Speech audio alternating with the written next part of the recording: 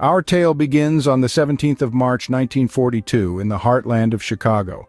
A boy named John Wayne Gacy was born into a world that would soon tremble under his sinister shadow. His early years were marked by a tumultuous relationship with his father, a hard-drinking man with a harsh hand and a heart as cold as the Chicago winters. This volatile environment served as the chilling backdrop to Gacy's formative years, possibly shaping the monster he was destined to become. As a child, Gacy displayed an unsettling fascination with death.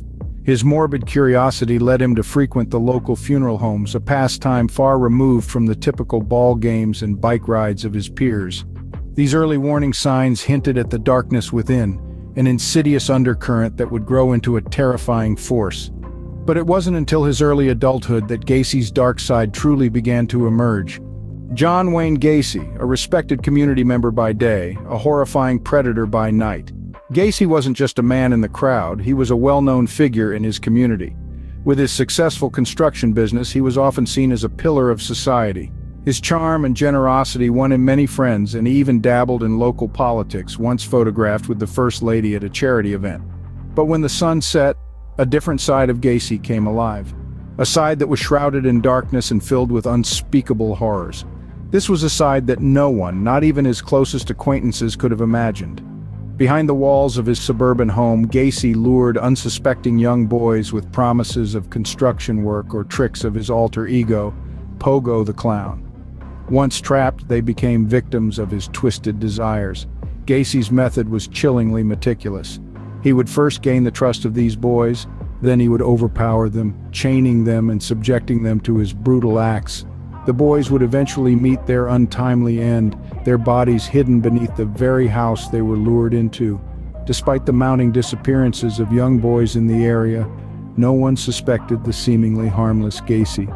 His double life remained a well-guarded secret, his monstrous actions hidden beneath a veneer of respectability and normalcy, until the horrifying truth finally came to light. As the bodies piled up, so did the evidence, eventually leading investigators to Gacy's doorstep. It was a chilling December in the year '78 when the police first knocked on Gacy's door. A teenager had gone missing, and the last place he was seen was at Gacy's house. The authorities, with a search warrant in hand, ventured into the unassuming suburban home, not knowing the horrors that awaited them. As they sifted through Gacy's possessions, a grim picture began to form. They discovered items that belonged to other missing individuals, and then the most gruesome evidence of all, a smell of decay that led them to a crawl space beneath the house. The excavation that followed was nothing short of horrifying. One by one, the bodies were unearthed, each one a stark testament to the monstrous acts committed within the walls of this ordinary-looking house.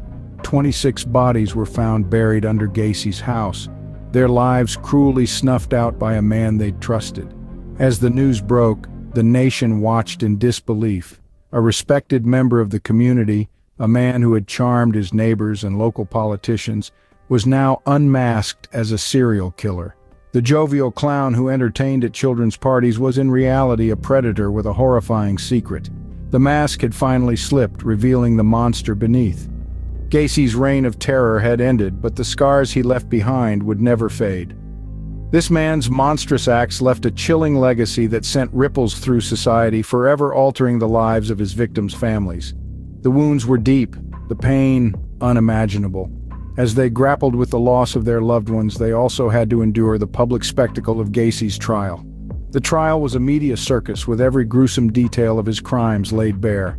The world watched in horror as the extent of his brutality was revealed. Finally, in 1994, justice was served. Gacy was convicted and executed for his heinous crimes. His death, however, did little to ease the pain of those he had hurt. Yet his story serves as a grim reminder of the depths to which humanity can sink.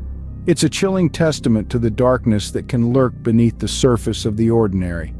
John Wayne Gacy, a name that will forever be synonymous with the darkest corners of humanity.